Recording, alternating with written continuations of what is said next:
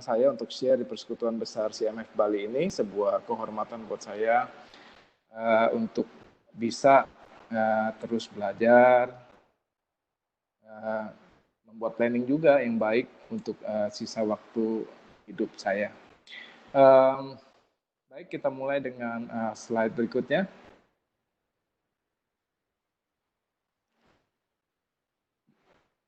Boleh slide-nya digerakkan? Ya, ini buat teman-teman yang mungkin kita belum saling kenal. Saya alumni dari FKUGM, angkatan tahun 86.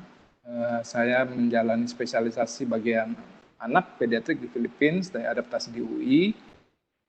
Saya tugas di Jakarta saat ini dan melayani dengan teman-teman di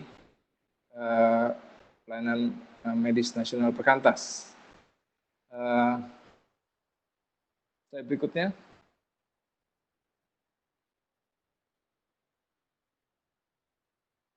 Ya, slide berikutnya please. Agak delay juga ini ya, kayaknya slide-nya ya agak lambat ini bunyinya. Ini sekali lagi, ini keluarga saya, istri saya, Jessica Timothy, dan 3 anak saya, Sipra, Karina, Yovela. Ini bukan pameran foto, tapi saya hanya mau menunjukkan betapa cepatnya pertumbuhan anak-anak seiring dengan cepatnya berlalunya waktu. Ya kan, di tahun 2014 di situ anak laki saya masih di bawah mamanya jauh. 2018 dia sudah lebih tinggi, walaupun saya masih lebih tinggi dari dia, tapi Desember 19 dia sudah lebih tinggi dari saya. Dan anak putri saya yang paling kecil, dia udah puber sekarang, yang berdiri paling depan di foto paling kanan itu. So time flies, orang bilang memang flies kalau kita rencanakan dengan baik-baik, dia flies-nya with meaning gitu ya. Next break, slide berikutnya boleh kita tolong. Yang mainin slide ini ya, Adiel ya.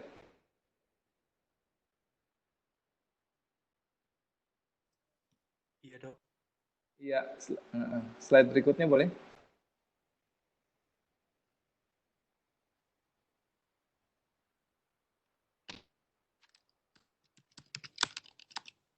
Agak diam ini slide-nya.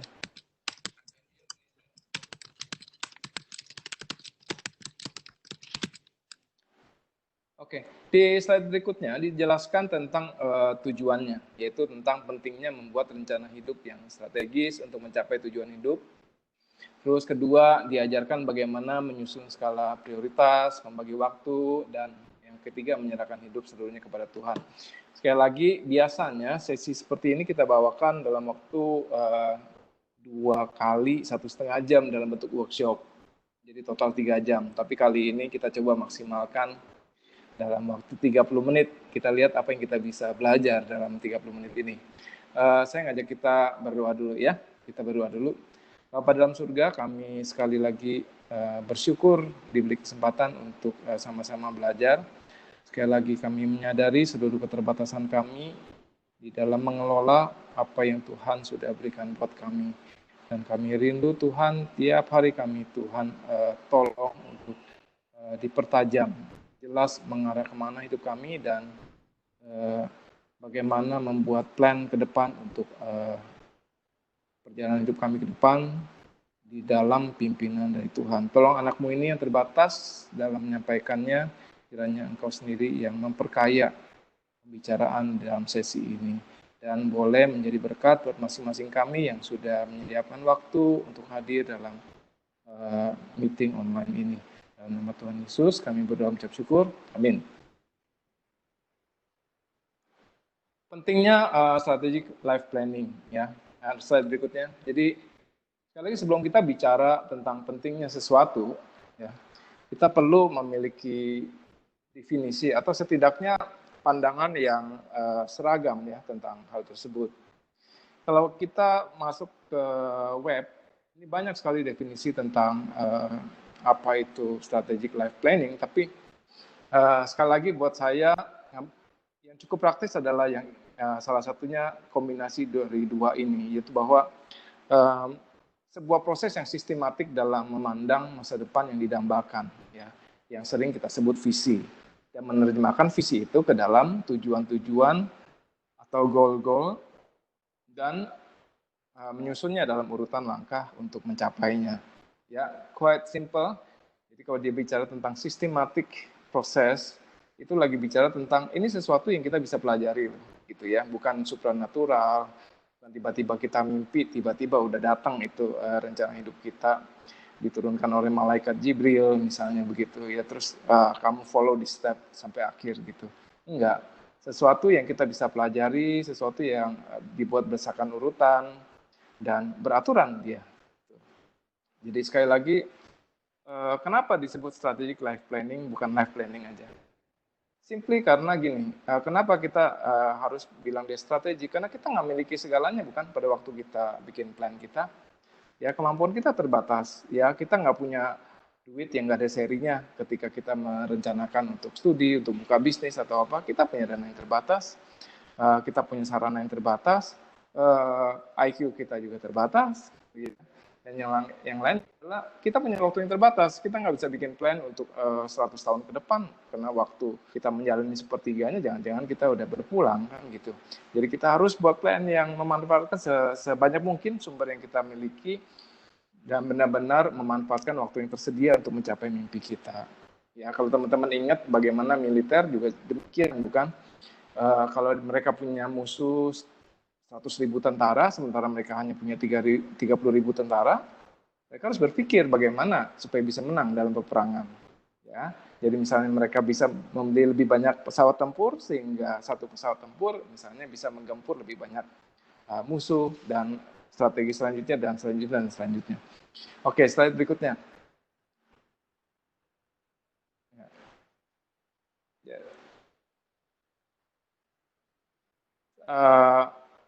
Strategic life planning itu penting nggak sih gitu? Ya, saya masih suka mengutip kata-kata yang sudah agak usang, tapi buat saya masih relevan. Itu dari Zig Ziglar. Dia bilang, when better is possible, then good is not enough. Ya, good is actually the enemy for best. Dia bilang. Jadi kalau kita bisa lebih baik, sebenarnya kalau kita stay diam saja di tempat untuk melakukan apa yang kita bilang, cukuplah gitu, itu sebenarnya kita nggak sedang melakukan yang terbaik gitu ya. Salah satu contohnya dia kasih tahu tentang bagaimana pentingnya kita buat plan. Itu salah satu riset yang mereka bikin di tahun 1953 di Yale University di US. Dia bilang ada ya, di interview hanya 3% yang bisa menuliskan secara spesifik goal yang dia mau capai di masa depannya. Dan 20 tahun berikutnya setelah diikuti kehidupan mereka, ternyata memang orang yang 3% itu yang menuliskan dengan spesifik goal hidupnya, itu kekayaannya secara finansial, ya ini satu aspek saja, itu melebihi kalau 97 orang sisanya yang tidak menuliskan goalnya itu kalau dikombinasi. Jadi dia hanya menunjukkan betapa kuatnya atau pentingnya memiliki spesifik goal dalam hidup ini. Slide berikutnya. Teman-teman, apa yang kita kepikir gitu ya, pada waktu misalnya di medsos kita di post salah satu senior kita misalnya meraih gelar doktor, atau teman sekelas kita, rekan kita yang merebut beasiswa ke salah satu university ternama di dunia misalnya. Seringkali kita kayaknya, aku pengen tuh kayak dia gitu ya.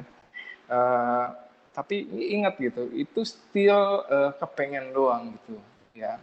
Dan you have to go into detail plan buat itu.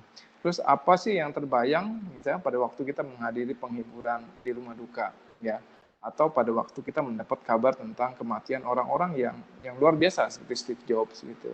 Ya, saya masukin orang-orang lokal kayak Glenn Fredly, Didi Kempot. Itu ya buat saya orang-orang ini kayak Didi Kempot itu sederhana, ya pendidikan nggak seberapa, jadi tukang ngamen sebelumnya, tapi walaupun dia mati muda, di relatif lah ya, umurnya sekitar 54 waktu dia mungkin ya, 53, dia berhasil membuat apa yang tanda kutip orang bilang kampungan jadi nggak kampungan, dan sebelum dia meninggal dia sempat ngumpulin dana 7 miliar ya, simply buat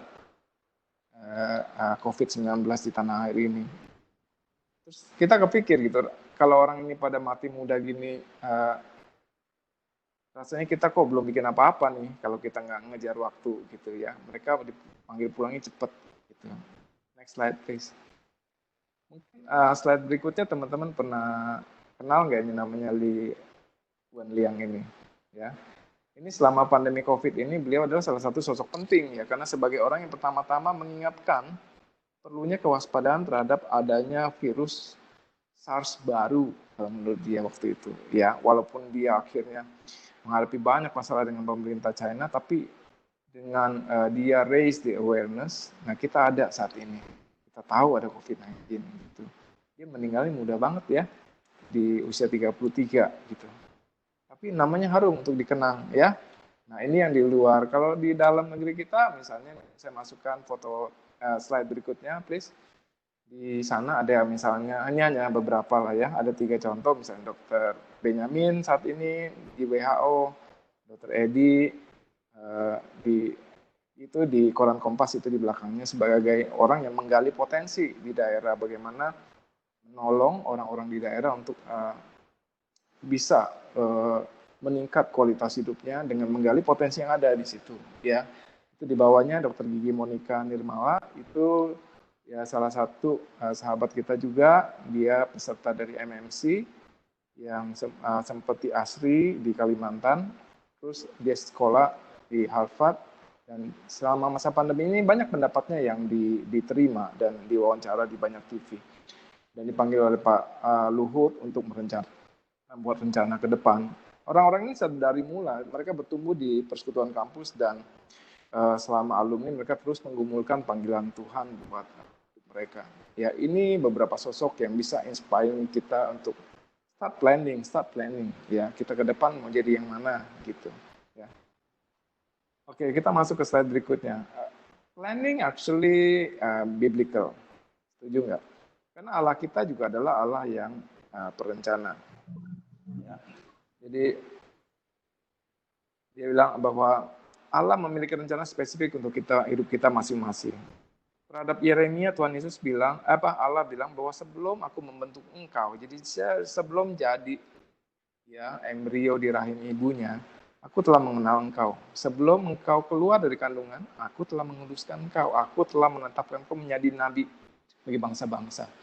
Jadi sejak dari awal Tuhan mempunyai rencana yang spesifik untuk kehadiran kita di dunia.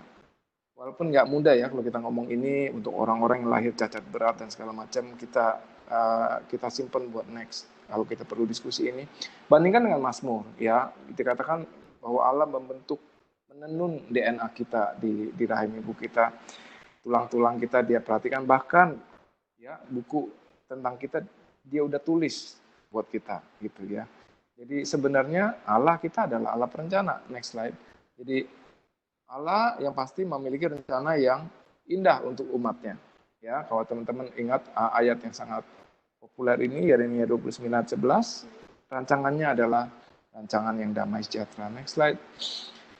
Sekali lagi kita disuruh buat perencanaan dan merencanakannya dan menyerahkannya kepada Tuhan. Seperti yang disebut oleh penulis Amsal, dia bilang, commit to the Lord what you do and your plans will succeed. Ya, ini bicara tentang kamu bikin plan gitu, tapi commit to the Lord gitu ya. The plan of the diligent lead to profit as surely as hassle leads to poverty. Ya, kita disuruh buat perencanaan dan menyerahkannya kepada Tuhan ya. Next slide-nya. Nah, ini yang kita bicara tentang strategik ya. Kita bicara tentang waktu kita terbatas loh. Ya. Mazmur 90, Efesus 5, Nabi Musa, Rasul Paulus mengingatkan kita hanya punya waktu yang terbatas. Ya. Kita harus menggunakannya dengan benar-benar dengan bijaksana. Ya. Banyak gitu ya dari kita hidup seolah-olah waktu nggak ada habisnya. Betul nggak? Ya, jadi banyak kita hidup semaunya gitu ya. Nah, tapi kita harus ingat bahwa hidup kita ada batasnya. Kita akan dimintain bertanggung jawab nanti loh atas apa yang sudah kita kerjakan dalam hidup. ini. Ya, kita lihat slide berikutnya. Tuhan Yesus juga menunjukkan pentingnya perencanaan. Betul nggak? Dia katakan kalau engkau mendirikan menara, siapa yang nggak duduk bikin anggarannya dulu gitu. Ya, jangan sampai nanti udah jadi fondasinya nggak bisa selesai, akan ditertawakan. Ya, slide berikutnya udah berpindah. Ya, pindahin lagi slide-nya. Nah, di slide yang ini bicara tentang talenta. Jadi sekali lagi perikop ini ngingetin kita ya bahwa uh, untuk benar-benar serius menggunakan talenta yang dititipkannya pada kita ya. Ada yang dapat 5, ada yang 2, ada yang 1. Tuhan itu akan kembali dan menanyakan kamu udah pakai buat apa gitu. Dan ini baru bisa kita pakai dengan baik kalau kita rencanakan gitu ya. Nggak hidup sembarangan. Oke, next slide. Jadi kalau bicara tentang strategic life planning itu penting nggak? Kita punya beberapa poin. Satu, Allah yang menciptakan kita secara unik loh. Masing-masing kita beda. Tuhan punya rencana buat kita. Masing-masing kita memiliki misi untuk kita selesaikan nih selama kita hidup. Ya. Tuhan menuntut hasil pelipat gandaan talenta yang telah dititipkannya kepada kita. Ya, dari ayat-ayat di atas. Dan terakhir waktu kita terbatas. Jadi kita mesti kelola baik-baik. So start planning our life. Ya, next.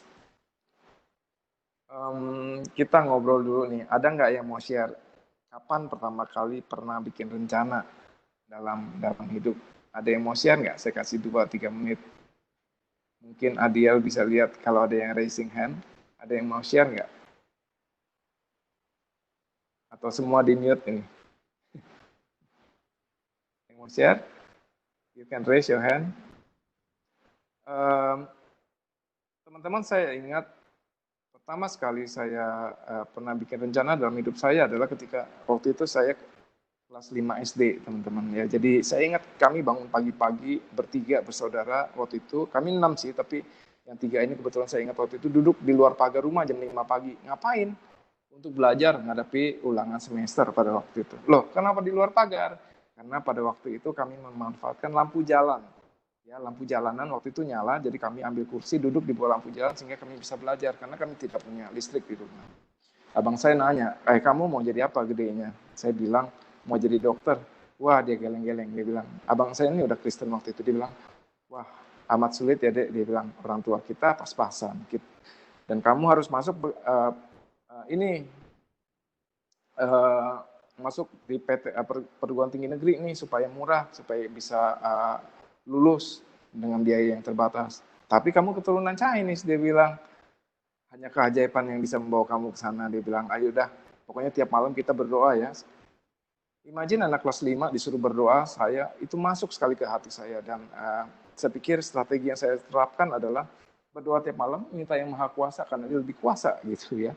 Prestasi harus baik tiap tahun, berjuang untuk jadi juara kelas terus kalau bisa ya, walaupun sering harus ikut kejuaraan, kejurnas waktu itu, saya harus tinggalin kelas seperti itu. Nggak apa-apa, belajar terus, masuk SMA yang baik, supaya bisa ujian. Sebentar, saya nyalain lampu sebentar.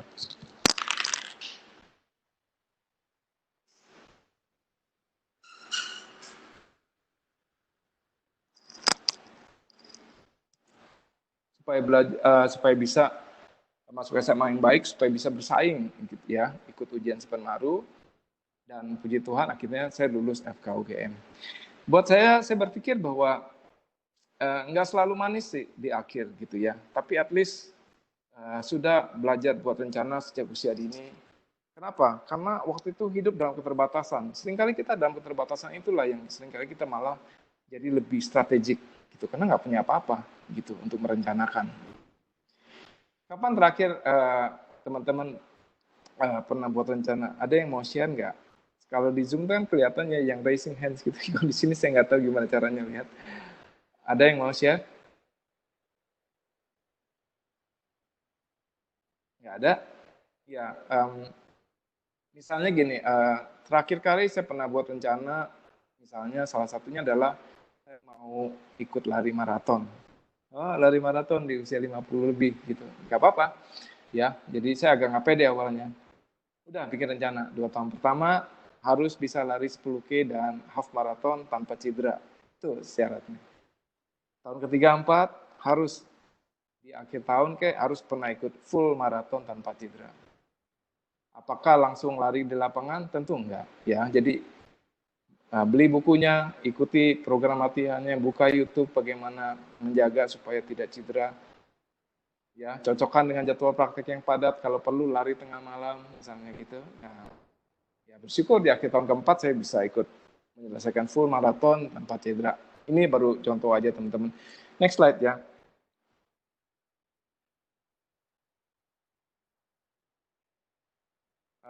Bagaimana tahapan dari strategic life planning? Slide berikutnya. Sekali lagi, pada waktu kita planning, kita harus melibatkan Tuhan dan sesama. Kenapa? Kita berdoa minta pimpinan Tuhan. Dan seringkali Tuhan bicara lewat sahabat kita, bukan? Kadang lewat dosen-dosen kita, lewat teman-teman KTB kita. Kamu kayaknya punya kelebihan dah dalam hal memanage gitu misalnya. Kamu punya kepedulian sosial yang luar biasa, sehingga kok kayaknya kalau kamu lulus, kamu memperhatikan public health, kayaknya arahnya ke situ. Masa sih gitu ya, jadi mikir misalnya kayak gitu. So, plan in partnership with God, plan in partnership with others, itu important ya. Next slide, tahapan dan perencanaan. Nah, sekali lagi, kalau teman-teman masuk di web, itu banyak sekali versi tentang tahap membuat rencana. Ya, slide berikutnya mungkin harus berpindah ke slide. Jadi, dia prinsipnya yang simple aja sebenarnya, ya. Berangkat dari visi, ya, terus kita tetapkan goals kita, lalu kita pikirkan strateginya mencapainya gimana nih dalam segala keterbatasan.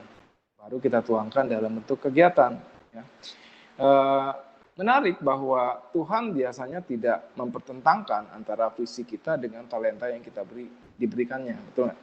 Ya, misalnya orang nggak ujuk-ujuk mimpi jadi penyanyi kondang misalnya ya, kayak Ed Sheeran gitu ya, kayak Celine Dion.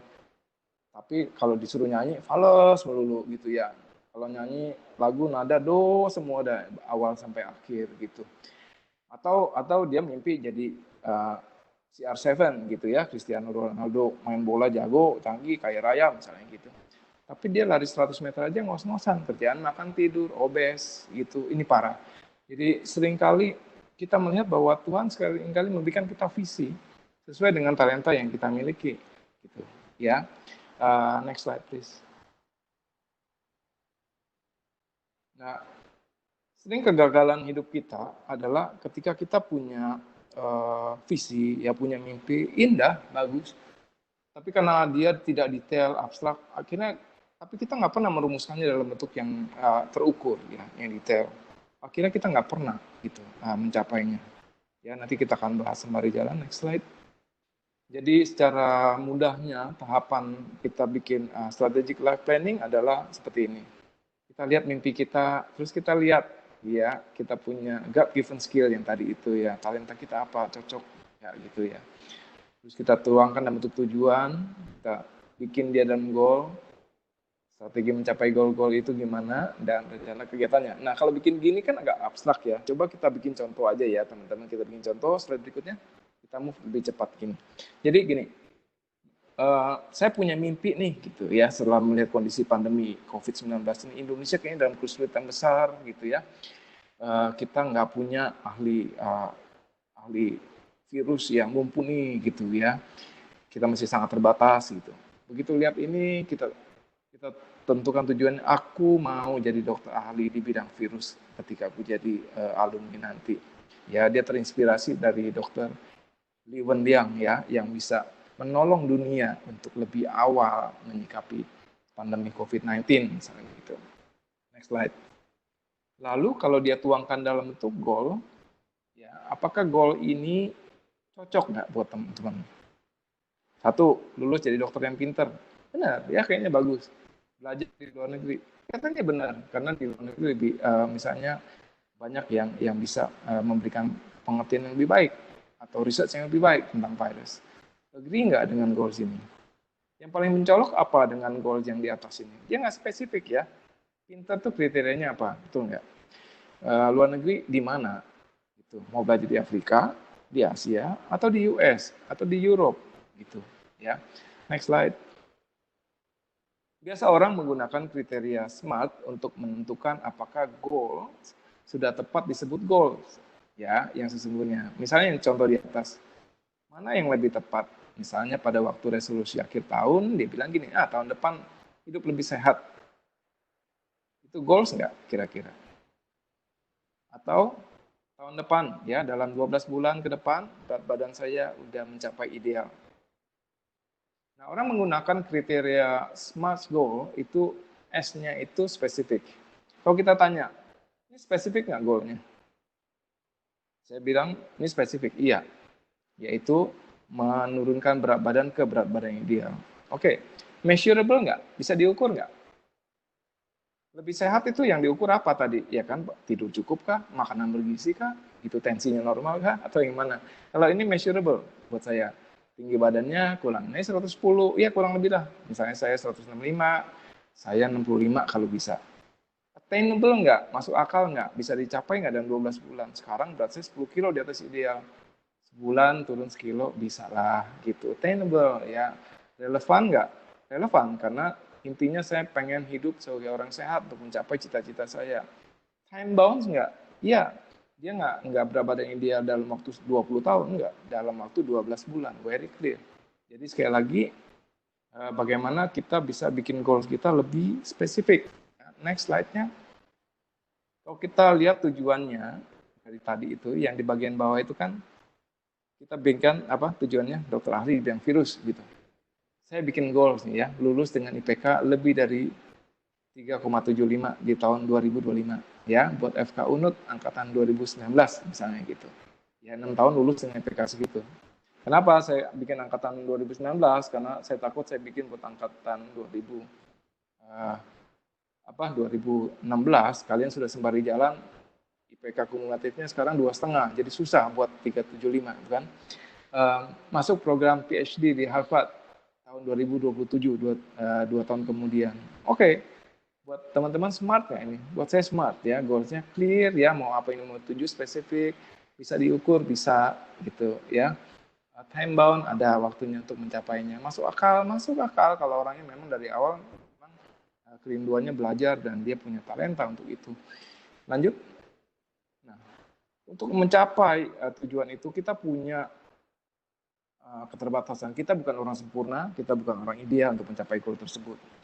Ya, bagaimana nih mensiasati keterbatasan kita untuk mencapai goal tersebut?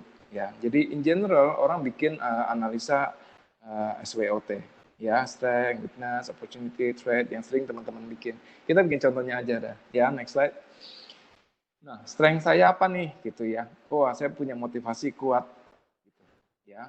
Saya kalau merencanakan sesuatu, saya mau apa, saya kejar habis-habisan. Ini kelihatan dalam hidup saya dari saya kecil sampai sekarang gitu. Tahan banting, berani malu, wah itu sebuah strength tuh, ya gitu. Saya punya IQ, EQ juga tinggi, saya bisa bergaul, ini strength saya. Ya, saya pinter, ini strength saya. Tapi weakness-nya ada, misalnya orang tua saya hidup pas-pasan gitu, ya. Bahasa Inggris saya kurang fasih gitu, ya. Pas-pasan juga, ya, little see I can gitu ya. Tapi kalau udah bicara banyak berdiri di depan dosen membawakan materi dalam bahasa Inggris masih tegangnya luar biasa ya. Nah, opportunity, saya dengar ada program beasiswa untuk mencapai ini. Ada yang memperhatikan rekomendasi dosen di mikrobiologi dari misalnya di FK Unut untuk program ini. Saya kejar nih gitu ya. Tapi threat-nya bukan saya doang yang mau nih, banyak gitu ya. Berikutnya, saya minoritas nih. Terus terang aja saya minoritas misalnya dibandingkan misalnya dengan yang lain, kami Kristiani lebih kecil, misalnya kami golongan yang lain lebih diuntungkan, misalnya ada double minority, keturunan Chinese, keturunan yang tidak disukai misalnya. Atau threat yang lainnya budaya santai. Di sekitar kita orang bilang, lu ambisius banget sih gitu. Nyantai aja kali gitu ya. Orang serba instan gitu ya, belajar sembari beli soal, bayar dosen segala macam. Itu kadang kita jadi aneh sendiri. That's a threat, sesuatu yang ada di luar kita. Next slide. So, strateginya yang paling masuk akal buat saya adalah misalnya contohnya saya akan melamar jadi asisten dosen di mikrobiologi dari awal semester 5 gitu misalnya. Terus saya akan les bahasa Inggris karena Inggris saya terbatas dan berteman dengan rekan yang fasih bahasa Inggris. Ya entah di kampus, entah di kos, entah di web gitu ya, di online gitu. Jangan berteman yang fasih bahasa Bali, bahasa Jawa, ya jelas kita nggak pinter-pinter Inggrisnya. Hidup hemat dan mulai menabung. Nah, seringkali orang kalau udah dapat kesempatan, tiba-tiba dia nggak punya uang sebagian karena dia nggak mulai menabung. Tuhan seringkali menambahkan buat orang-orang yang walaupun awalnya ini menabung sangat sedikit. Ya, banyaklah yang kita bisa belajar. Ya, jadi waktu itu saya mau ke Filipina juga, ini kurang lebih kayak begini nih modelnya nih masalahnya. Lamar beasiswa misalnya gitu. Ini juga sama. Oh, dengan beasiswa ini saya kalau keterima biaya hidup udah ada gitu. Ya, nggak usah bayar lagi. Next slide. So, rencana kegiatannya itu cari cara-cara beasiswa jelas gitu. Cari cara-cara masuk Harvard jelas. Cari berapa biaya hidup yang dibutuhkan di sana jelas. Mulai belajar bahasa Inggris 3 kali seminggu jelas. Tes TOEFL supaya lulus di akhir tahun kan udah tahu syaratnya perlu berapa. Lulus tahun ini mesti TOEFL segini misalnya. Contoh aja ya, belajar bidang yang saya tekuni lebih dari 1 jam dari sehari misalnya.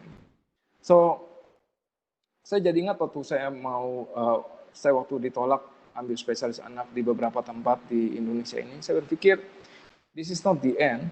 Ya, saya bisa coba sesuatu di luar Indonesia, di Filipina. Apa yang saya kerjakan yang di atas itu semua teman-teman. Ya, saya pikir saya mau ambil bagian anak, saya mau magang di rumah sakit anak terbaik di Indonesia. Itu pada waktu itu tahun 90-an rumah sakit anak dan bunda harapan kita kan salah satu rujukan yang terbaik. Saya belajar di situ, magang, ya, walaupun bukan pegawai negeri saya diterima, dapat gaji saya pakai buat biaya les bahasa Inggris di The British Institute. Ya, akhirnya bisa masuk ke Filipina, walaupun waktu berangkat sebenarnya dananya hanya cukup buat setengah course dari spesialisasi, tapi Tuhan melihat dan Tuhan menambahkan. Next slide. Jadi masalahnya teman-teman pada waktu kita membuat rencana, ya kita nggak hidup sendiri, betul nggak? Ya, ada orang tua di sekitar kita, ada orang tua kita yang nggak sehat, ya, ada orang tua kita yang sakit, ada hobi yang kita pikir ini baik untuk menjaga relasi dengan orang, yang juga cukup menyita waktu gitu, ya. Jadi ada banyak yang terjadi di luar sana gitu waktu merencanakan itu. Akhirnya, next slide, ini yang kita masuk. Kita harus menentukan prioritas, betul nggak? Jadi seringkali dalam waktu kita menjalankan kegiatan kita, yang sering adalah begini, orang sering membuat jendela 4 ini. Yang mana yang penting dan mendesak, itu mesti dikerjakan. Yang mana yang penting tapi nggak mendesak, ya bisa ditunda. Gitu, ya. Mana yang nggak penting tapi mendesak. Nah ini yang susah. Ya. Mana yang nggak penting dan nggak mendesak. Ya, coba kita ambil contohnya, next. Ya, jadi menentukan prioritas merupakan kegiatan penting setiap hari karena ada banyak tawaran di luar sana, ya. Harus ada keseimbangan antara jangan tunda sampai besok nih apa yang kita bisa kerjakan hari ini gitu. Atau tundalah semua sampai apa yang bisa ditunda gitu, jangan obsesif impulsif gitu ya, karena mungkin besok nggak perlu lagi gitu ya. Nanti kita masuk berikutnya aja langsung, waktunya terbatas sekali. Oke, good, next. Jadi misalnya kita ambil contoh gini lah ya. Coba kita klasifikasikan lah kegiatan bawah ini. Goal saya, ya saya mau lulus dengan IPK segini. Nah, akhir bulan Mei ini ada ujian semester, ujian blok. Gitu. Ya, kebetulan ini udah tanggal 30, mungkin ya untuk bikin ini seminggu lah sebelum akhir itu. Pada saat bersamaan, misalnya ada siaran langsung Champion League yang main minggu ini misalnya gitu. Harusnya sih sekarang nih karena pandemi jadi nggak main ya. Misalnya saya berharap Liverpool pada waktu itu kalah gitu atau kesalahan lain. Mendesak nggak? Mendesak karena dia main cuma sekali aja. Penting nggak dibandingkan dengan gol yang saya mau tuju? Kayaknya enggak. Gitu. Ya, jadi dia masuk di B harusnya. Nggak penting. Nonton serial drakor ya, drama Korea misalnya. Mendesak sekali main ya main dia, abis itu episode berikutnya. Tapi penting enggak. Ya, mungkin enggak gitu. Nggak usah ditonton gitu. Periksa tensi darah orang tua yang sedang pusing misalnya. Mendesak, iya, lagi pusing. Penting nggak? Kalau ada yang bilang nggak penting, hati-hati, saudara. Nggak bisa dikutuk jadi batu ya nanti. orang tua penting dong, ya. Jadi kita kerjakan yang ini, walaupun kita lagi persiapan mau ujian, kita tetap kerjakan, gitu, ya. Jogging rutin 3 kali seminggu, misalnya. Penting nggak? Penting. Kenapa? Karena kita mau jaga kesehatan. Mendesak nggak kalau misalnya saya harus belajar sampai tengah malam demi nilai yang optimal? Bisa ditunda. Nah, seringkali memang hal-hal yang seperti ini yang seringkali ditunda, penting ditunda-tunda, akhirnya kita nggak kerjain. Tapi kita mesti disiplin. Renungan harian tiap pagi misalnya. Ini ada anak KTB, ada kakak KTB-nya, pasti bilangnya nggak enak. Gitu ya kalau nggak bilang penting, pasti enggak bilang penting gitu ya. Tiap pagi mendesak, pengennya bilang nggak mendesak, tapi kakak KTB-nya semua di grup ini lagi ngeliatin, ya bilang mendesak. Tapi sekali lagi, kalau pagi ini ujian, apakah kita pagi kita mulai singkat, terus malam kita lebih panjang? Bisa juga ya. Ujian TOEFL akhir minggu depan. Penting. Mendesak. Dua-duanya kita mesti kerjain. Tidur, karena harus tidur sekian, kita bisa kurangi. Misalnya mendengar percakapan bahasa Inggris 1 jam sehari, penting sesuai dengan tujuan awal, yes. Gitu. Tapi kalau dalam rangka ujian bisa ditunda, bisa tunda. Ya, seperti itu teman-teman. Maksud saya ada banyak hal yang lain yang mungkin kita harus mulai milih-milih gitu pada waktu itu. Jangan hanya ikuti ajakan orang terus kita kerjakan padahal nggak sesuai dengan goal yang kita mau capai. Next slide. Jadi ini kalau teman-teman ingat Stephen Covey, itu dia kan salah satu motivator yang sangat baik gitu ya. Nah, dia cerita tentang the big rocks of life. Teman-teman karena keterbatasan waktu, sekali lagi teman-teman pasti pernah dengar cerita ini bahwa di kelas itu dia seorang guru di antara entrepreneur, orang-orang yang berhasil gitu ya dalam bisnis, ditanya, ini saya ngeluarin mangkok besar sekali, kontainer besar, terbuka mulutnya, saya masukin batu besar gitu, sampai penuh sampai ke atas. Dia bilang, udah penuh belum? Semua jawab, udah penuh. Oh, dia bilang, mungkin belum. Dia masukin batu koral yang kira-kira segede jempol gitu. Dimasukin, kan masih masuk kan? Belum penuh kan? Nah, terus dia tanya, udah penuh belum nih? Koral itu udah menempati lubang-lubang di antara batu besar itu. Mereka mulai ragu-ragu, mungkin belum. Benar, dia bilang, diambil pasir, disiram pasirnya ke situ. Nah, pasir itu mulai mengisi di antara batu-batu koral itu yang di kontainer besar itu. Jadi ada batu, ada koral, ada pasir, udah bisa masuk gitu. Dia tanya, udah penuh belum? Ya, mereka ragu-ragu. Dia bilang belum, betul. Dia tuangin air, masuk airnya di antara pasir itu. Jadi sebenarnya dia bilang poinnya apa sih? Gitu. Ya, poinnya apa? Dia bilang. Sebenarnya poin yang paling utama itu adalah bahwa kita harus masukin yang besar-besar dulu dalam hidup kita. Ini bicara prioritas. Ya, kalau batu-batu besar itu masuk paling belakang, dia nggak bisa ngisi apa-apa lagi. Karena udah keisi koral, pasir, dan air. Ya, jadi kita first thing first, dia bilang.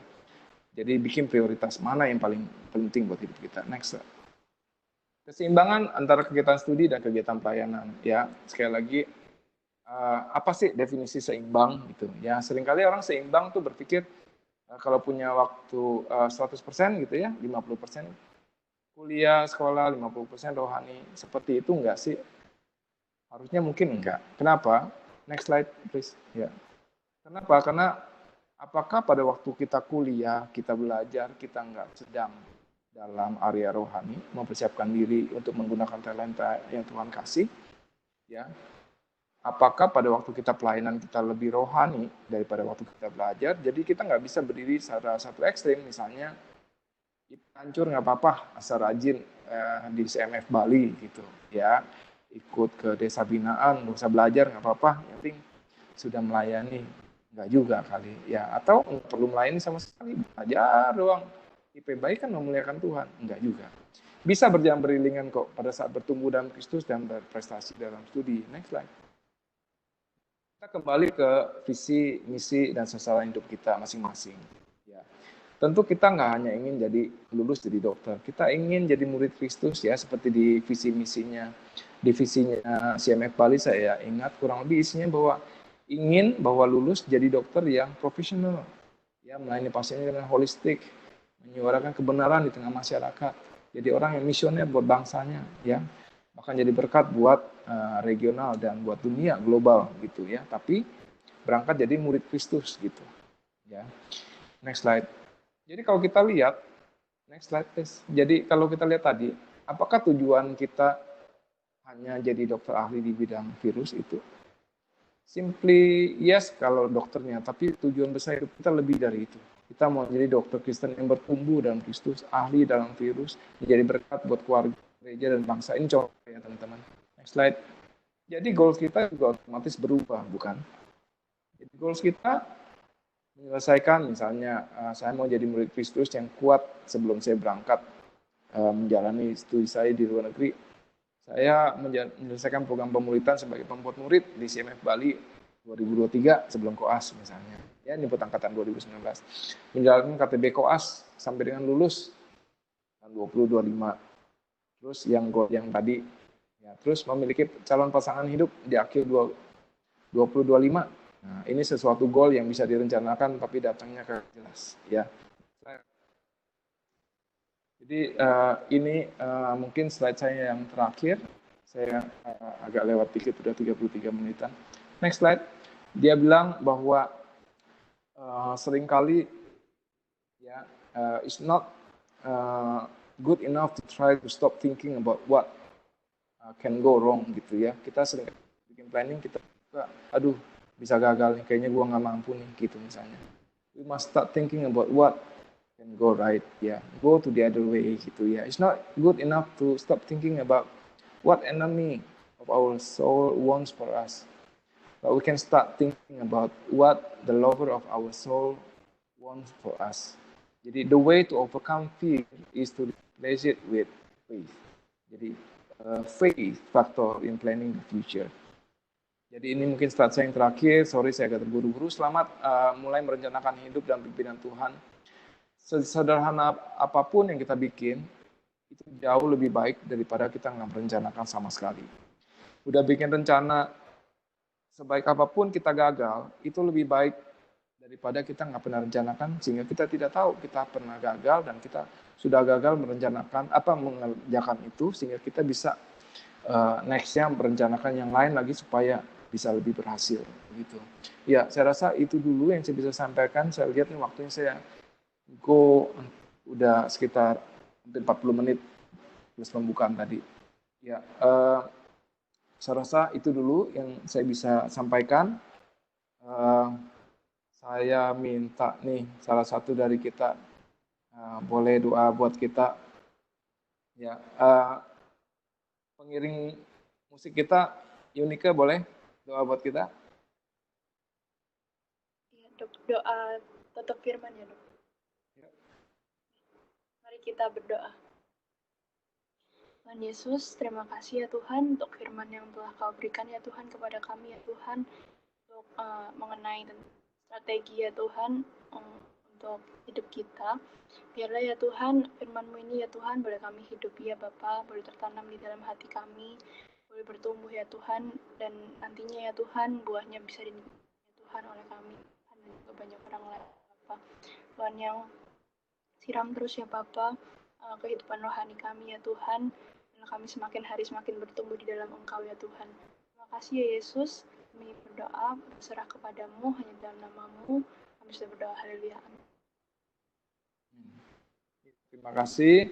Jadi sekali lagi langkah yang terbaik untuk rencanakan hidup kita adalah start planning, itu aja.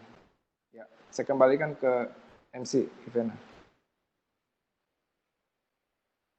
Ya, terima kasih Dr. Linios untuk sharing firman Tuhannya. Mungkin sebelum kita lanjut, seperti yang tadi sudah dikatakan, teman-teman mungkin ada yang kita akan buka questionnaire and answer, Q&A. Mungkin ada teman-teman yang mau tanya-tanya langsung ke Dr. Linios ya, atau mau sharing tentang perencanaannya, atau mungkin ada yang sudah merencanakannya dan tapi gagal, atau bagaimana, bisa di-sharingkan. Bisa lewat chat mungkin kalau misalnya malu untuk ngomong. Caitlin?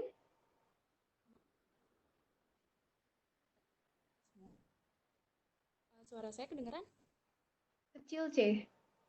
Oh ya, bentar.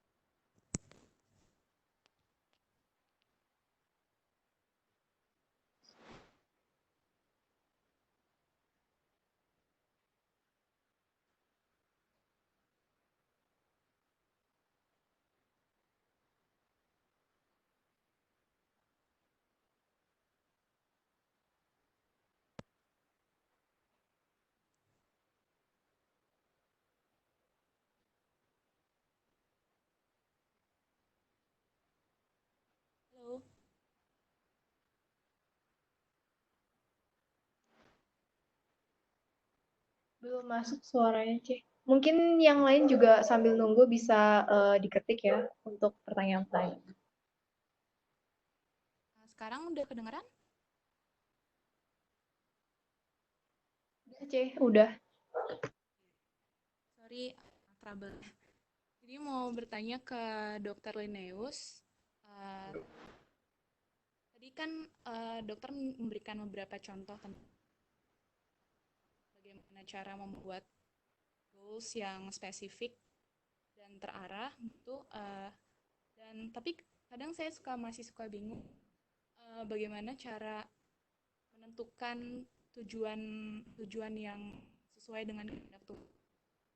Apakah misalnya contohnya kayak saya setelah mengikuti stase psikiatri misalnya kayak gitu, terus saya merasa bahwa saya harus melanjutkan pendidikan saya yang spesifik ke psikiatri gitu, menjadi psikiater. Tapi di sisi saya juga punya panggilan untuk ingin melayani ke daerah-daerah yang ada dokter gitu. Sementara yang saya tahu misalnya psikiatri itu lebih banyak, saya lebih banyak pasiennya di area perkotaan gitu. Nah, di situ saya sering mengalami dilema apakah saya memilih untuk melanjutkan studi saya dan maksudnya tidak melakukan panggilan saya yang ke daerah itu, apakah itu artinya saya tidak mengikuti perkataan Tuhan atau bagaimana? Iya.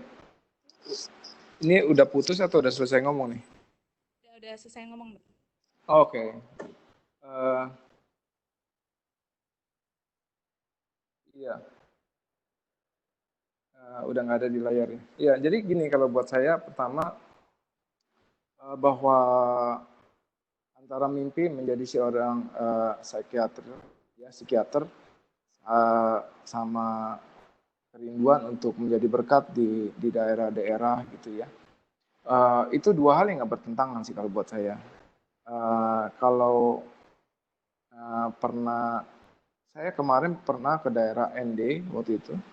Yang menarik pada waktu ngobrol-ngobrol dengan penduduk sana, dia bilang,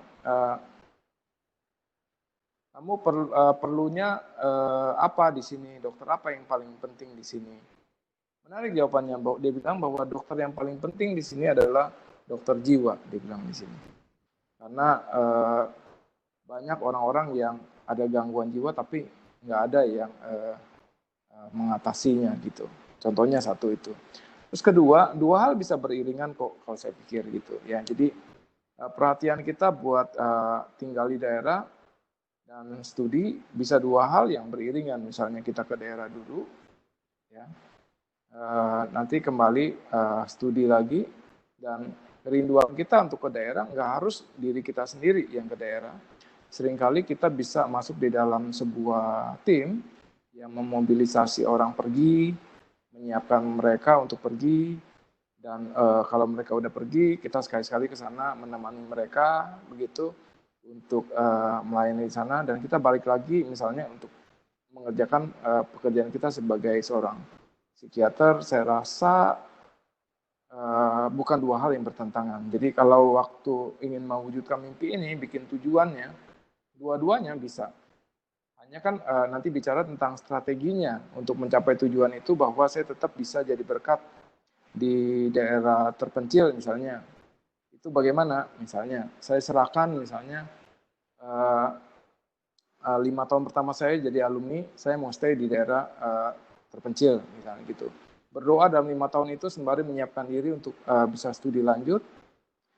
5 tahun ke-6 sampai tahun ke-10 misalnya, atau tahun ke-6 ya sampai 10 saya sekolah psikiatri. Misalnya di mana? Di UNUD, di UI, di UNER gitu. You bikin plan seperti itu. Itu pun masih masuk akal begitu. Dan sembari studi itu, karena kerinduan you dengan daerah, you punya pengalaman ke daerah, you bisa mulai memobilisasi orang untuk ke sana gitu. Kenapa? Berdasarkan pengalaman, berdasarkan apa yang you bisa lakukan di sana. Memobilisasi orang itu sesuatu loh, jangan salah gitu. Nggak harus secara fisik kita ada di sana. Dan seringkali kita bisa masuk dalam sebuah tim, ya saya rasa Susan bisa share juga tuh. Susan nggak harus sampai selalu ada di tempat di mana anak-anak CMF Bali sekarang melayani gitu. Ada yang di Kalimantan, ada yang di tempat lain. Tapi Susan sudah jadi berkat buat mereka untuk di daerah yang terpencil dengan memobilisasi, menguatkan orang untuk pergi ke sana. Contohnya gitu. Jadi bikin plannya saya rasa simply kayak gitu. Ini dua hal yang nggak bertentangan kok. Itu dulu deh.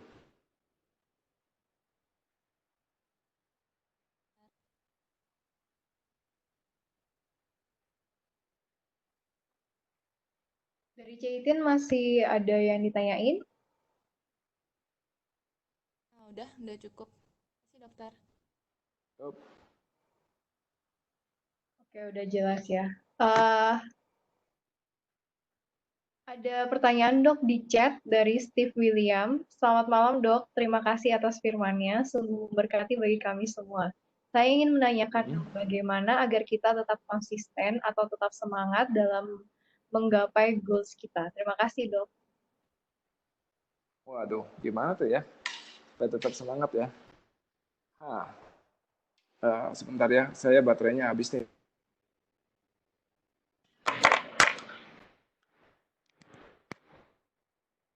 Ya, ini bisa dengar nggak? Saya ngecharge soalnya HP. Bisa dok. Ya, dia pertanyaannya apa? Jadi bagaimana menjaga supaya tetap konsisten dan tetap semangat dalam menggapai goals kita. Menarik bahwa ini salah satu kelemahan utama orang ya untuk menggapai mimpinya adalah mereka sering berhenti di tengah jalan. Mungkin karena tantangan-tantangan yang ada atau distraksi gitu ya. Jadi misalnya kita mau jadi dokter gitu, dokter yang misalnya jelas panggilannya mau ke daerah begitu, sembari jalan dia terdistraksi gitu ya, dengan misalnya akhirnya dia lebih banyak memilih untuk ngamen misalnya gitu ya dengan teman-temannya karena misalnya ada income yang lebih baik, contohnya kayak gitu. Nanti sembari jalan dia terdistraksi. Saya salah satu yang bisa keep kita on track itu sebenarnya adalah satu, diri kita sendiri gitu. Seberapa kuat kita pada waktu merumuskan mimpi kita, seberapa kuat kita merumuskan tujuan kita dan menentukan goal-goal itu yang sifatnya smart tadi itu jadi pengingat buat kita. Nah itu nancep banget dan kita bawa dalam doa setiap hari. Dan yang lain yang paling menguatkan apa? Itu teman seiman kita. Ya seringkali pada waktu kita mulai melenceng gitu ya, misalnya tujuan kita misalnya aku kalau singkat lah ya lulus dengan IP misalnya 3 misalnya gitu. Nah teman KTP kita ngeliatin kita, wah kita nyantai terus, kita ngobrol terus di kafe, belajar kagak jelas gitu. KTP datang, nanti pulang main lagi basket, main band, nggak jelas kapan belajarnya begitu. Ada teman yang ngingetin, itu sekali lagi sangat menguatkan. Jadi buat saya yang keep us on track itu adalah seberapa besar waktu effort yang kita siapkan waktu kita bikin kita punya own goals. Kalau bikinnya sembarangan ya kita nggak punya komitmen untuk memenuhinya.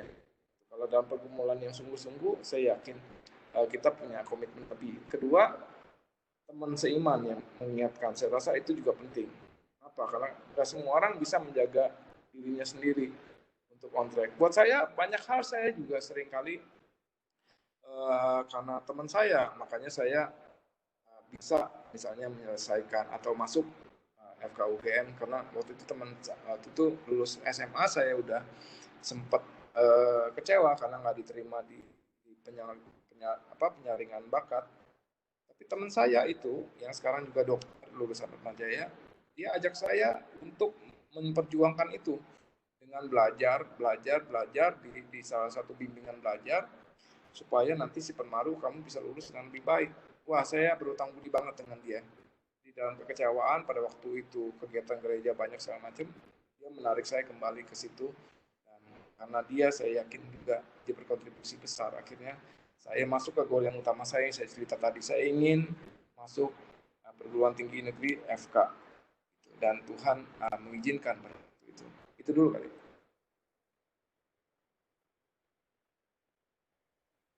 Oke, Oke, Steve ada yang ingin tanyakan lagi?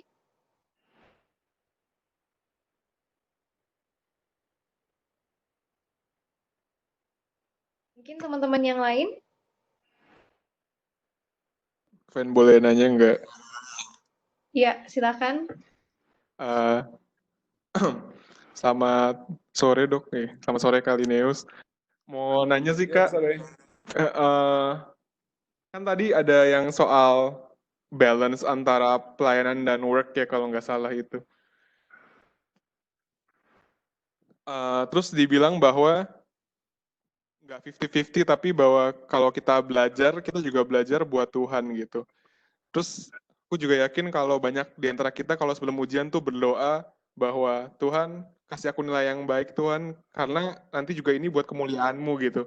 Tapi menurutku itu agak susah diterima ya Kak karena jujur aja kalau nilainya bagus kan juga apa ya kayak ujung-ujungnya buat kita juga kan buat kita senang gitu kayak wih nilai gua A gitu terus Tuhan dimuliakannya gimana gitu kayak aku agak sulit menerima gitu kayak contohnya kita belajar keras kita doa buat menang lomba gitu misalnya kita doa buat kemuliaan Tuhan tapi ujung-ujungnya juga kayak aku nggak nemu gitu di mana titik apa ya benang merahnya Tuhan dimuliakan di mana sih kayak gitu Kak.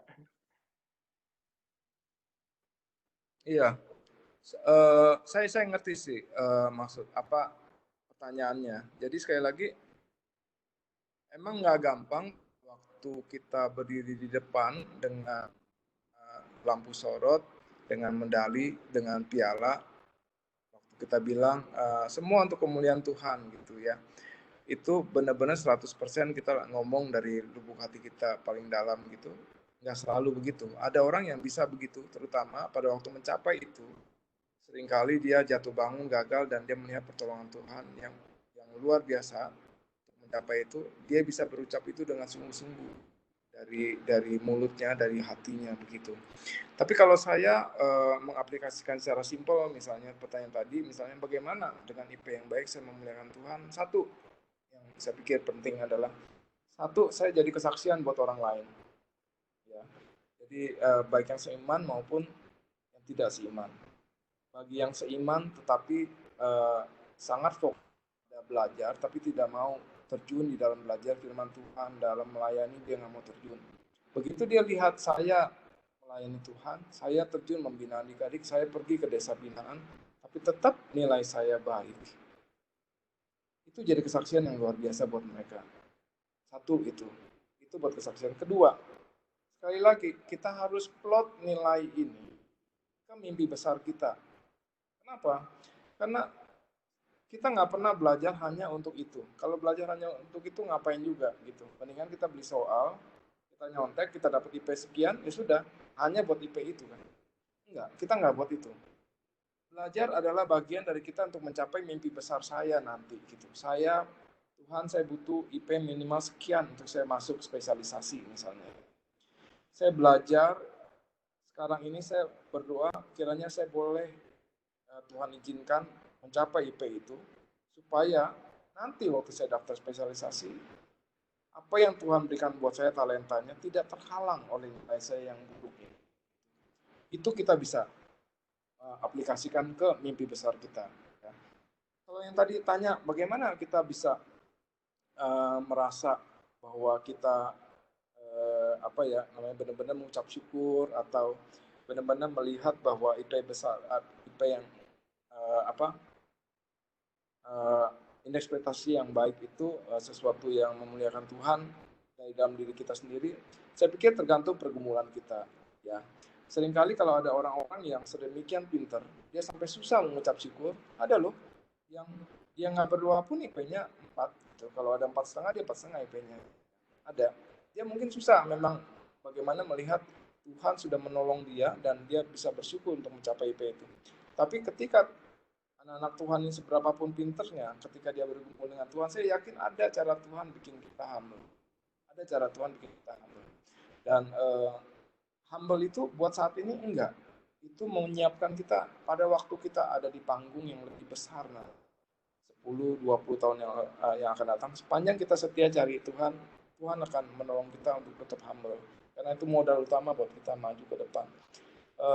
Ya, karena saya jarang berdiri di bawah spotlight, medali, juara lomba segala macam yang berlebihan, saya pikir ya saya susah juga menjelaskan kepada kalian bagaimana saya tetap humble. Saya mah ya dikit-dikit aja lah pialanya.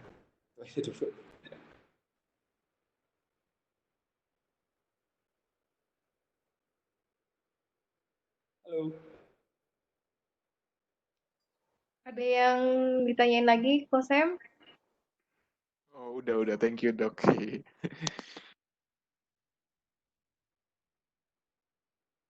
Oke.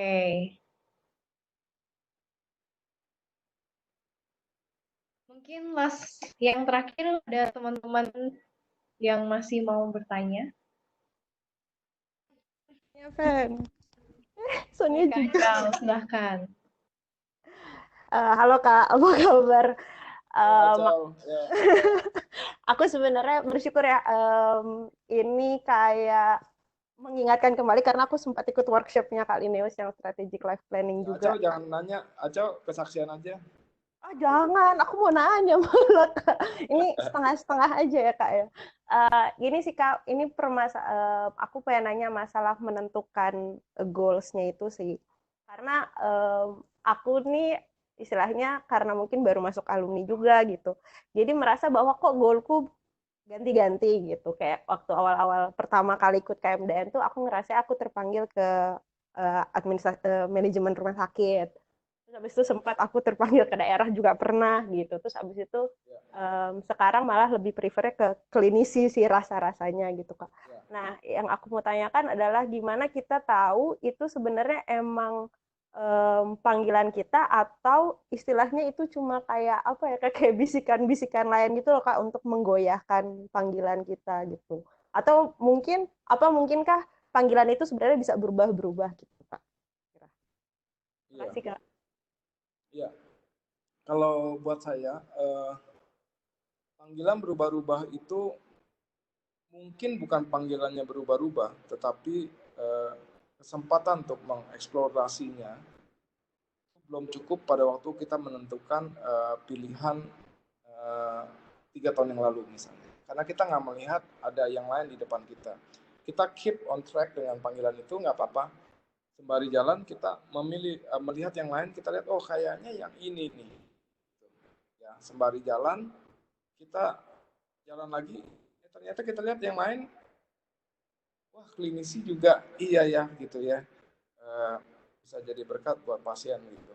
Nah, nanti pertanyaannya adalah gini ujung-ujungnya, yang mana yang biasanya bisa digabung misalnya. Contohnya, apakah tidak bisa digabung antara menjadi klinisi dengan dokter yang melayani di daerah terpencil, ke daerah-daerah.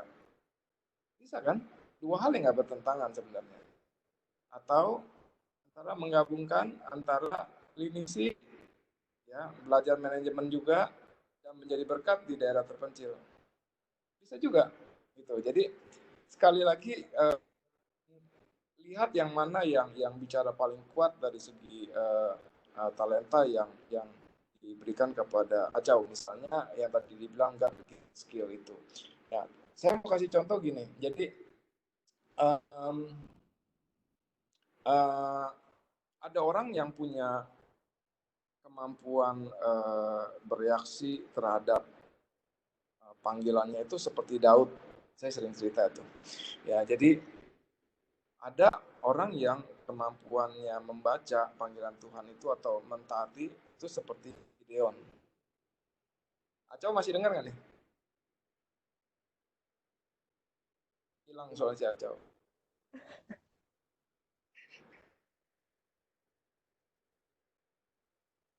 Masih Kak. Halo Kak. Iya, ya. Jadi ada orang langsung mengeksekusi pimpinan Tuhan buat dia seperti Daud. Dia nggak mikir panjang lagi. Gitu. Jadi dia bilang, hai, kau lihat, dia bilang, dia ambil batu, langsung dia maju, dia hajar gitu. Ya. Tapi ada juga orang yang kayak Gideon gitu. Dan saya cenderung kayak Gideon gitu. Jadi dia bilang, Tuhan bilang kamu maju hajar tuh orang Midian gitu. Dia bilang masa sih Tuhan, dia bilang. Coba nih saya kasih persembahan, kena api enggak? Oh kena apinya, kebakar. Oke. Kedua, Ini nanti saya keluar tanahnya basah tapi kulit yang saya taruh nanti malam kagak basah. Benar gitu. Belum maju perang juga dia, ya kan? Terus dia masuk lagi, dia bilang, besok tanah yang saya injak kering tapi kulitnya aja basah. Ingat nggak teman-teman? Benar basah gitu. Itu aja dia masih ragu-ragu sampai suatu saat dia pergi berperang. Ya, jadi ada orang yang tipe kayak Gideon. Dan Tuhan nggak marah kan sama Gideon? Buat saya, cara Tuhan memimpin orang beda-beda. Dan saya adalah tipe yang lemah. Gitu. Misalnya dalam dibandingkan dengan Daud yang langsung mengeksekusi. Saya pun waktu saya mau ambil anak, acau saya juga bergumul panjang. Hanya memang pada waktu itu, waktu saya menggumul ambil spesialis itu, pada waktu saya udah di puskesmas pada waktu itu. Bagian anak saya sukses di puskesmas, iya. Gitu. Karena kasusnya yang banyak anak kan gitu. Apa benar nih Tuhan gitu. Kandungan iya, tapi sebanyak juga yang gagal gitu. Terus ada penyakit dalam pasti segala macam gitu. Terus saya bingung yang mana gitu. Tapi saya pikir anak gitu ya. Nah, tahu nggak apa yang saya lakukan? Saya bilang gini, Tuhan, kalau Tuhan berkenan saya ambil bagian anak, coba tunjukin salah satu tandamu bahwa saya bisa masuk di salah satu rumah sakit di mana saya bisa belajar bagian anak gitu. Nah, waktu itu agak mustahil masuk harapan kita. Saya masuk, saya bilang benar nih, jangan-jangan emang ini pimpinan Tuhan, ya kan? Terus belajar, Tuhan tunjukkan universitas yang saya bisa masuk, misalnya. Ternyata saya salah, saya ditolak di UNER, saya ditolak juga di Manado. Terus saya berpikir apakah ini akhir dari mimpi saya? Enggak.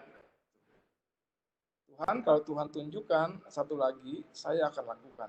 Nah, Tuhan baik, apalah mempertemukan saya dengan salah satu alumni Filipina sehingga terbuka kepala mata saya bahwa ada peluang ambil di Filipina. Next, the story-nya short aja. Jadi prinsipnya kalau acau berganti-ganti itu bukan berganti saya bilang, tapi makin meluas gitu, makin melihat bahwa banyak area yang mesti dieksplor. Nah, inilah saatnya masa-masa sekarang ini nggak rugi buang waktu setengah tahun, setahun untuk merumuskan kembali kira-kira Tuhan memberikan saya yang mana. Tetap harus melangkah sih, nggak bisa menunggu sesuatu yang jatuh dari langit.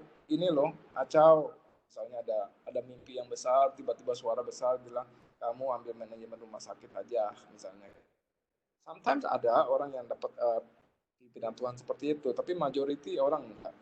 Majority orang go by execution kan, dieksekusi dulu mimpinya, dia coba lihat ini enggak gitu pimpinan Tuhan buat saya.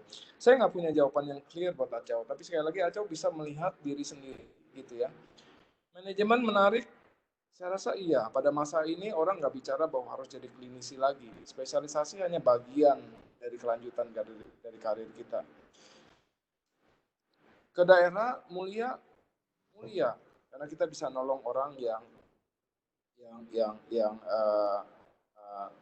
resource-nya kurang begitu, tapi kita tetap mau ke sana. Tapi saya mau ke sana harus punya skill juga, bukan? So, pimpinannya adalah apakah kalau misalnya antara dua itu, antara ke daerah dan saya rasa itu nggak bertentangan sama sekali. Jadi kita bisa studi dulu, baru kita ke daerah seperti saya cerita tadi, atau putuskan ke daerah dulu, sekarang pergi aja cari kesempatan untuk ke daerah sembari melihat di daerah lebih jelas lagi gitu. Sembari nangani kasus demi kasus, ya, sembari ketemu orang makin jelas lagi gitu. Apakah memang benarkah pimpinan saya justru harus mengarah ke manajemen atau saya mempertajam skill klinis saya supaya saya bisa jadi berkat buat lebih banyak orang. Apakah mimpi ke daerahnya jadi hilang nanti? Enggak, seperti saya cerita tadi. Kita bisa start mobilize orang untuk pergi ke sana, sembari kita nanti jadi supervisi buat mereka, ya supervisor buat mereka. Jadi buat saya ini bukan sesuatu yang membingungkan, tapi Acau jadi bisa lihat lebih broad gitu ya, apa yang di depan kita dan jawaban-jawaban yang jujur. Kadang-kadang kita mesti jujur sama diri sendiri. Jawaban-jawaban yang jujur sama diri sendiri. Aduh Tuhan, aku bingung nih. Nah itu di saat itu kita cari pimpinan Tuhan dan Tuhan bicara. Dia nggak pernah sekali lagi kalau dia kasih kita vision, pasti dia kasih kita talenta untuk menyelesaikannya. Itu udah pasti. Cuma kemampuan kita untuk membaca itu terbatas, jawabannya iya. Tapi apakah Tuhan izinkan kita untuk gagal? Iya. Tapi apakah Tuhan nggak akan buka jalan selama kita cari dia supaya kita kembali ke mimpi utama yang Tuhan mau. Saya yakin Tuhan care, Tuhan pasti tolong. Itu dulu deh.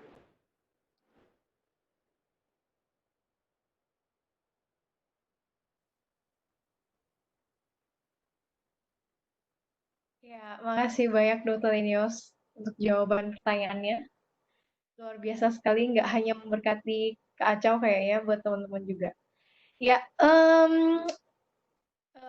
saya dapat usulan satu kali lagi kesempatan buat teman-teman yang memang pengen banget bertanya, udah gelisah sekali untuk bertanya, bisa dipersilakan untuk bertanya.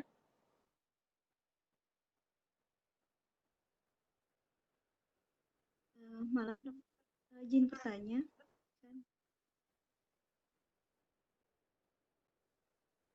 Iya, Ceson. Makasih buat kesempatannya. Mau tanya dengan Dr. Linnaeus. Tadi kan sempat dibahas bahwa kadang saat kita bingung untuk prioritas, kita bisa dapat itu dari pandangan dari orang-orang sekitar kita, termasuk orang-orang terdekat kita. Tapi apakah mungkin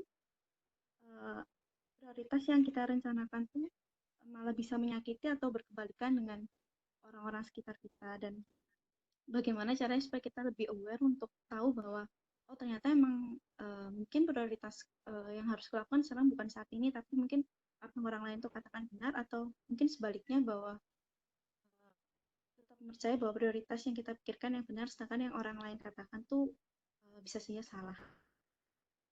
Terima kasih. Bisa dalam bentuk contoh nggak? Saya agak abstrak nih jadi.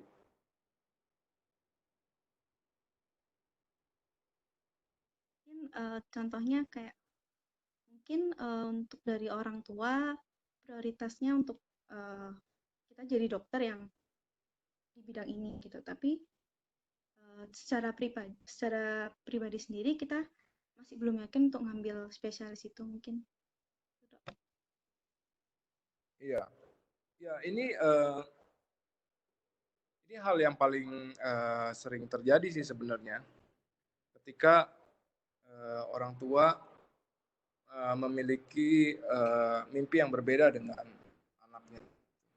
Kalau buat saya, seringkali orang tua bisa jadi alat atau suara Tuhan juga untuk berbicara kepada kita melalui mereka, gitu. Ya. Tapi sekali lagi, orang-orang tua ini pun sebenarnya dia mimpinya itu lebih banyak terbangun dari pengalaman hidup dia, melihat bagaimana dokter-dokter itu menjadi berkat buat dia, gitu ya. Dan yang kelihatan dalam masa hidup mereka, yang kira-kira beberapa dekade yang lalu, tentu yang terbayang hampir pasti spesialis, betul nggak? Kenapa? Karena pada zaman mereka nggak banyak hospital seperti sekarang ini yang harus dikelola, gitu. Dan pada masa mereka hidup, mereka nggak bicara tentang bagaimana mengelola penyakit di masyarakat yang sedemikian besarnya, misalnya. Ya, contohnya, jadi prinsipnya bagi kita adalah pertama, kalau bicara dengan mereka, kita bicara dengan contoh kalau saya bilang. Ya, contohnya gini, dia bilang, oh kamu mantap lo kalau jadi spesialis, bisa ngobati pasien yang udah hampir mati di ICU, gagal napas, kamu pasangin ventilator, itu jadi hidup tuh kayak si dokter itu jago, tuh sekolah lagi, kayak gitu kan orang tua seringkali gitu. Saya pikir orang tua saya dulu kebetulan karena latar belakang tukang kayu, gitu ya, jadi dia nggak banyak ngomong sih tentang ini. Tapi apa yang kita bisa bikin buat orang tua seperti ini, kita bicara tentang misalnya kita kerinduannya public health ya, gitu. Kita bisa kasih contoh begini, benar Pak, jadi dokter spesialis anestesi penyakit dalam itu bisa menolong pasien yang gagal nafas, dia bisa kita pasangin alat dan dia hidup kembali. Nah, itu kalau di rumah sakit yang bagus, misalnya contohnya, dia bisa habis sekitar 500 sampai 700 juta dia hidup Pak. Gitu. Iya benar, hebat, kita bilang iya. Tapi gini, aku lagi bermimpi, kita cerita, aku pengen jadi dokter yang misalnya dengan memanfaatkan uang 700 juta itu, contohnya, aku ingin membelikan vaksin, ya, sehingga kira-kira ada satu kabupaten itu anak-anak dapat vaksin itu. Sehingga yang harusnya selama ini yang mati 100 karena penyakit itu, dengan dikasih vaksin campak dengan harga seperti itu dan dikasih penyuluhan yang baik, itu yang mati tinggal 5. Kalau menurut Papa mana yang lebih berharga? Misalnya kayak begitu. Nah, hal-hal seperti ini sering menolong orang tua untuk memiliki perspektif yang lebih luas tentang profesi dokter itu. Ya, mungkin dia nggak kepikir pada zaman mereka hidup. Gitu. Saya nggak tahu saya menjawab pertanyaan enggak, tapi orang tua juga sering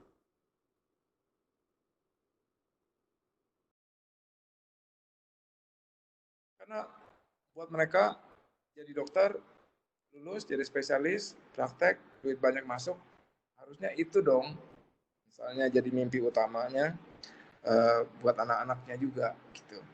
Dan pada waktu dia nyekolahin kita, dia keluar uang banyak misalnya, dia berharap ya kita bisa sukses dan pada selanjutnya bisa membesarkan cucu-cucunya gitu dengan keberhasilan kita di profesi yang pada saat bersamaan kaya secara finansial. Nah, kita bisa counter ini juga gitu ya dengan menunjukkan bahwa banyak dokter-dokter ini misalnya dia praktek luar biasa sampai pagi, siang, sore, malam, tapi misalnya anak-anaknya nggak terperhatikan misalnya. Dia sendiri jadi banyak yang stroke pada usia muda misalnya. Kita ceritakan bagaimana kebahagiaan juga harusnya bukan semata-mata pada waktu dia jadi spesialis dia dapat uang banyak. Sebenarnya jadi spesialis mengobati pasien, pasiennya hidup itu harusnya jadi sukacita utama, sama seperti kalau saya memilih menjadi dokter tapi di profesi yang lain, di mana kebahagiaan utama saya, sukacita utama saya adalah membuat orang-orang itu bisa bersyukur dan bisa meningkat promotif gitu untuk kesehatannya. Orang satu kecamatan ini, ya misalnya kayak Dokter Edi tadi saya tunjukin misalnya, yang tadinya miskin, kurang gizi, setelah saya terjun ke sana, saya menolong mereka dan mereka satu kecamatan jadi bisa hidup lagi, yang kurang gizi jadi berkurang, mereka besarnya jadi bisa sekolah, jadi IQ-nya lebih baik dan jadi orang di satu kecamatan itu jadi berkat gitu. Saya secara umum saya juga kaya gitu sebenarnya, walaupun di tangan saya nggak kaya. Dan sekali lagi kalau kaya itu jadi patokan mungkin agak susah, karena buat saya sukacita saya bukan itu. Dan pelan-pelan menyadarkan orang tua akan hal-hal seperti ini, menolong dia dari waktu ke waktu, tentu sembari kita berdoa. Bisa juga pada akhirnya kita pikir emang benar kali ya pimpinan saya ke arah klinisi, tapi bukan karena desakan orang tua saya, tapi karena seperti yang kita ngomong tadi sama Acau, kayaknya pimpinan Tuhan buat saya mendalami ini dah. Gitu. Setelah saya bertahun-tahun di Papua, misalnya gitu, kayak teman kita Shirley, kayaknya pimpinannya ngambil opskin karena banyak orang tukang peluang opskin itu. Misalnya dia ambil opskin, bisa kan? Dua hal berjalan bersamaan. Ya, saya rasa itu dulu kali.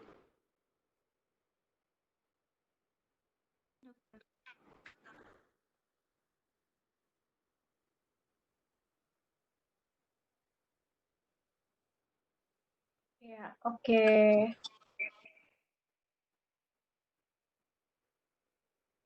Terima kasih teman-teman semua yang sudah memberikan pertanyaan dan juga untuk Lineos yang memberikan jawaban-jawabannya kepada kita.